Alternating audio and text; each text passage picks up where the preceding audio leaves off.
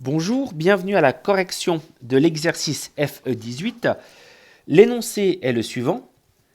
Tati Bichon a installé une enseigne à l'entrée de sa gaufrerie, voilà l'enseigne, qui représente une gaufre. La barre AB est perpendiculaire au mur et mesure 30 cm.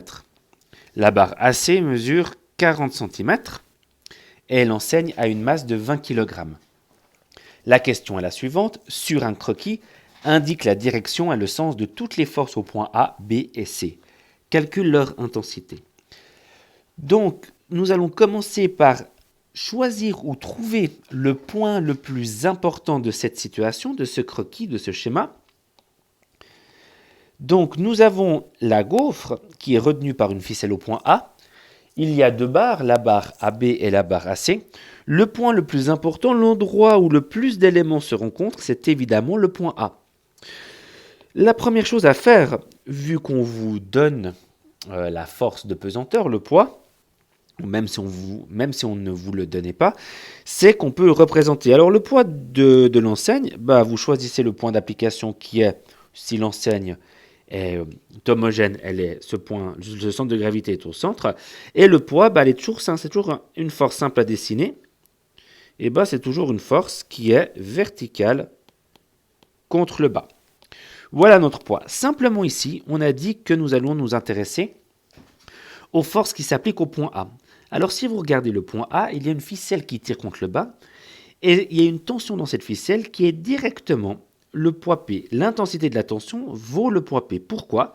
Parce que la ficelle transmet les forces.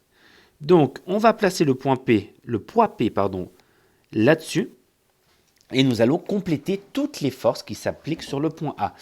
C'est un croquis, donc on pourrait très bien ne pas faire un dessin à l'échelle et de représenter ça à main levée sans tenir compte de la longueur des forces. Si vous êtes bloqué ne sachant pas comment s'appliquent les autres forces dans le point A, une technique assez simple consiste à trouver les droites d'action, les directions des forces. Alors pour ça, pourquoi c'est facile ? Parce que les barres vont vous donner les directions. Alors vous allez avoir une direction comme ceci, et une direction, l'autre barre,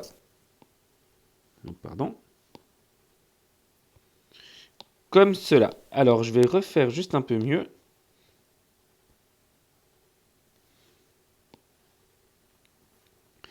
Voilà les deux directions dans lesquelles ou sur lesquelles je vais devoir faire une décomposition. Alors attention, je ne décompose pas le poids P. Le point A est en équilibre, donc forcément, il doit avoir une force égale et opposée au poids P. Donc je vais dessiner cette force égale et opposée au poids P. Alors encore une fois, on n'est pas obligé de venir mesurer très précisément. 1, 2, chez moi j'ai 3 graduations et demie à peu près. Donc 1, 2, 3 graduations et demie à peu près. Cette force-là qu'on peut nommer moins P, c'est le vecteur opposé à P. Et attention, c'est évidemment une force qui est virtuelle. Pourquoi ? Parce que cette force-là n'a aucune cause. Cette force sera la résultante de deux forces. Et chacune de ces deux forces se trouve dans la direction verte que j'ai tracée. Donc en faisant ce qu'on appelle le parallélogramme des forces, donc je prends l'une des directions, l'une des droites, et je fais sa parallèle jusqu'au sommet de ma force moins P. Et je fais la même chose avec l'autre direction. L'autre direction était la direction horizontale, et je fais une parallèle au sommet moins P. Alors je me rends compte qu'il faut que je prolonge un tout petit peu mes droites de projection, et je trouve deux points, ce point-là et ce point-là, et ces deux points vous donnent le point d'arrivée des forces. Alors on voit une force supplémentaire qui va venir ici, à peu près, et une force supplémentaire qui va venir ici. Et vous avez, du coup, vos trois forces en rouge, vos 3 forces réelles rouges qui s'appliquent sur le point A. On va nommer cette force T, et l'autre force, on peut la nommer T'. Voilà. Mes droites de direction, je vais peut-être maintenant les effacer, mes droites de décomposition. Je ne vais pas en avoir besoin. Hop là, pardon. Je voulais effacer le petit point vert. Ça va être peut-être un peu compliqué. Est-ce que j'arrive à faire ça au mieux? Voilà. Je vais devoir redessiner d'autres directions. Et puis, j'ai perdu...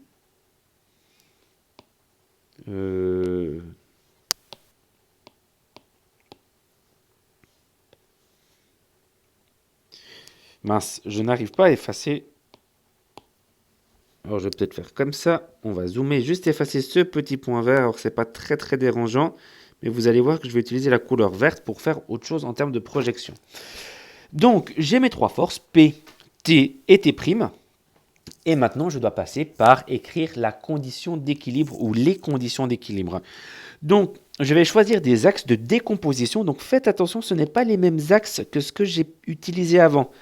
Avant, j'ai utilisé 2 axes pour projeter, pour décomposer la force moins P. Et maintenant, je vais utiliser des axes pour écrire mes conditions d'équilibre. Alors, je vois que j'ai la force P qui est verticale et la force T' qui est horizontale. Donc, je vais utiliser ces 2 droites comme axe de projection. Donc, j'ai une projection ou une direction verticale et je vais faire une direction horizontale. Je vais les nommer X horizontalement, Y verticalement. C'est très important que ces 2 axes soient toujours perpendiculaires entre eux à angle droit pour qu'ensuite on puisse utiliser de la trigonométrie. Voilà. Alors ce qui m'embête un tout petit peu, c'est que j'ai maintenant mes forces. Est-ce que je vais pouvoir repasser par-dessus? Mes forces qui sont sous l'axe vert et on les voit moins bien. Et c'est pas génial parce que j'aimerais quand même qu'elles ressortent ces forces-là. Voilà. Elles ressortent à peu près, en tout cas suffisamment pour comprendre. Ok. Et on peut peut-être redessiner les flèches joliment. Et voilà, on a notre situation. Maintenant, il faut décomposer sur ces 2 axes-là chacune des forces. Donc P n'est que sur l'axe Y, donc on ne va pas le décomposer. T' est que sur l'axe X, donc on ne va pas le décomposer. Simplement T est en diagonale, donc je vais le décomposer. Donc j'ai une partie là et une autre partie ici. Et ce que j'aurais pu faire d'ailleurs, c'est cette force moins P, j'aurais pu l'enlever. Parce qu'elle m'était juste utile à trouver la force T et la force T'. Alors je vais faire comme ça ne va pas être très dérangeant parce que moi ce dont j'ai besoin c'est juste du point d'intersection. Donc pour dessiner, c'est-à-dire je vais avoir une projection. Est-ce que je peux faire un peu plus large, plus gras? Oui, voilà. J'ai une projection T qui est sur l'axe Y et j'ai une projection de T qui est sur l'axe X. Je vous rappelle que ces forces projetées sont des forces virtuelles, donc on va les mettre en trétillé. Voilà.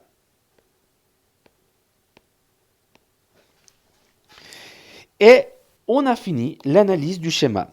Pourquoi on a fini? Parce qu'on a pu tracer toutes les forces, on a pu choisir des axes de projection, de décomposition de forces.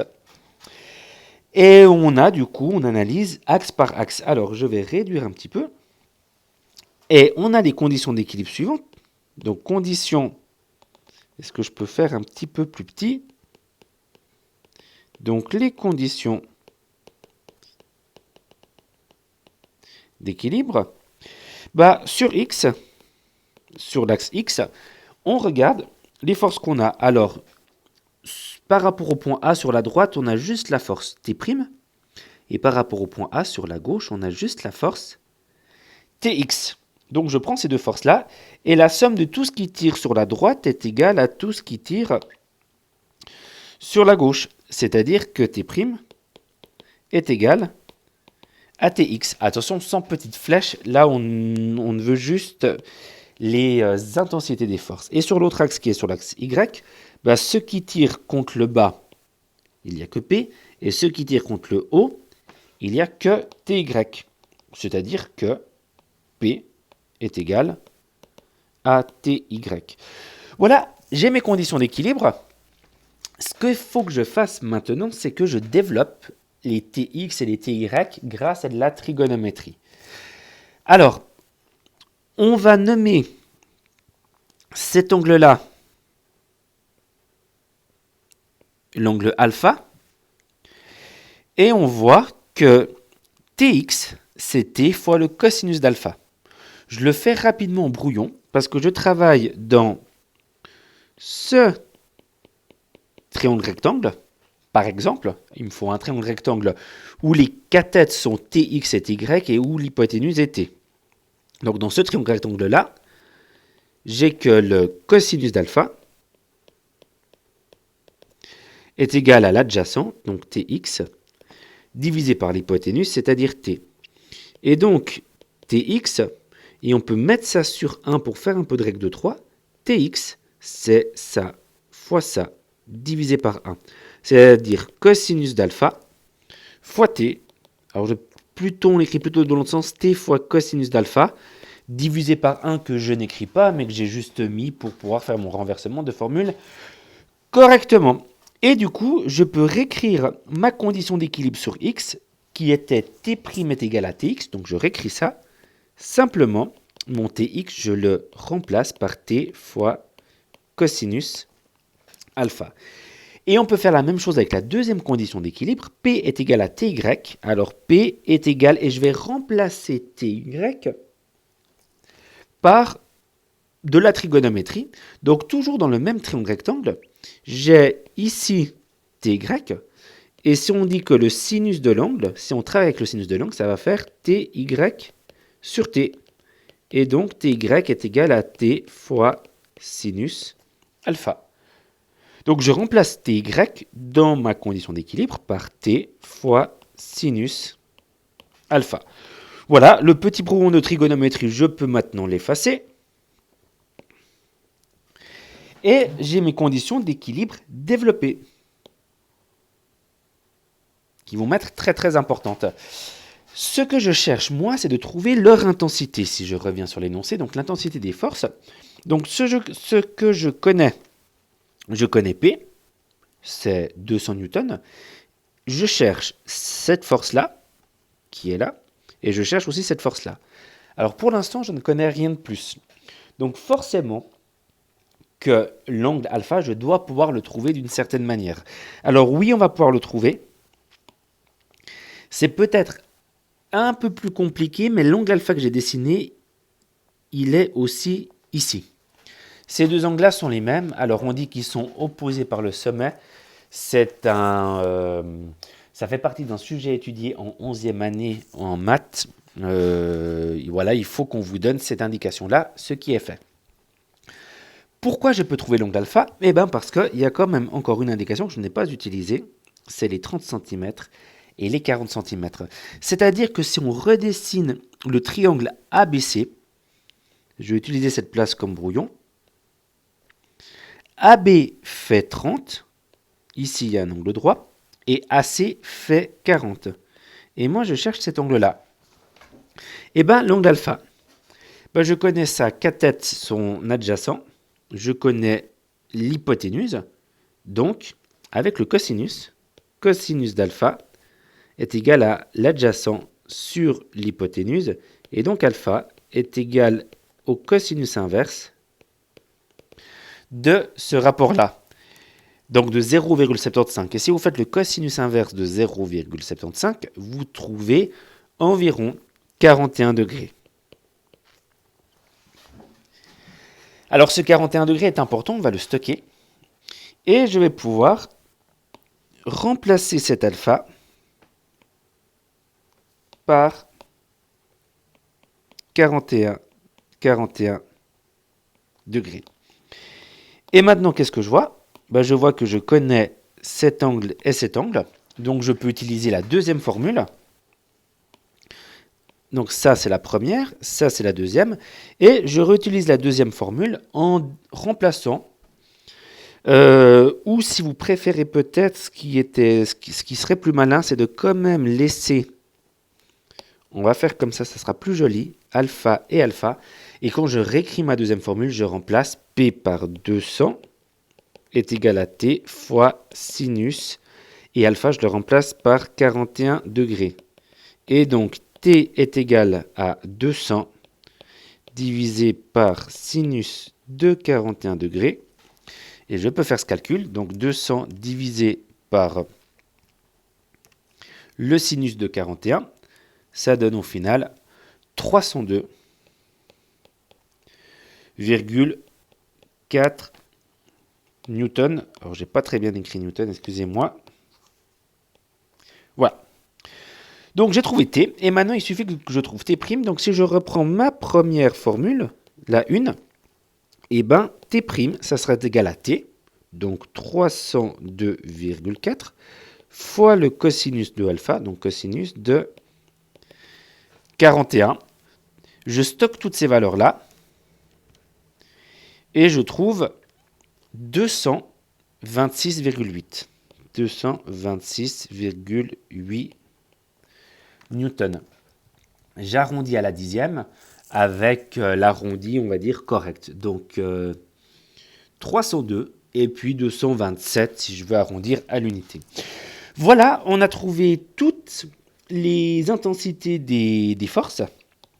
Il nous manque une dernière petite chose à faire, c'est-à-dire de dessiner toutes les forces qui s'appliquent au point A, B et C. Alors au point A, on l'a fait. Au point B et au point C, je vais juste le détailler oralement. Donc votre force T, on va faire comme ça. Cette force que vous voyez là, on peut la remettre au point C de cette manière-là. Et comme le point C est à l'équilibre, alors il faudrait juste que les deux forces que j'ai dessinées aient la même longueur, ce qui n'est pas le cas. Voilà, il faudrait que ça soit la même longueur. Et au point C, alors je vais peut-être le faire quand même en mode croquis, je vais dessiner avec une couleur que j'ai utilisée en bleu, c'est-à-dire qu'on devrait avoir, cette force-là, et cette force, alors je vais sortir un petit peu, mais ça devrait être vraiment la même longueur. Et au point B, la même chose. Sur ce point B, s'applique une force comme ça de la même longueur que T' et une force comme ça, égale et opposée à T'. Voilà. Juste une petite discussion de ces différentes forces. La force que j'ai dessinée, si vous voulez, on va peut-être faire la force que je dessine comme ça, c'est bien la barre acier qui appuie sur le mur, et le mur va réagir à cette force en développant une force égale et opposée. J'espère que c'était clair. Et la même chose en haut, simplement que la barre AB va tirer sur le mur comme ça, et le mur va retenir le point B de cette façon-là. Encore une fois, les forces bleues que j'ai dessinées sont beaucoup trop petites par rapport à la cohérence de mon schéma, mais c'était juste pour expliquer tout ça. Voilà. Je vous mettrai... Qu'est-ce que je veux dire? Non, rien. On a, je crois, fait l'exercice. Il est fini. Voilà, merci beaucoup. Au revoir.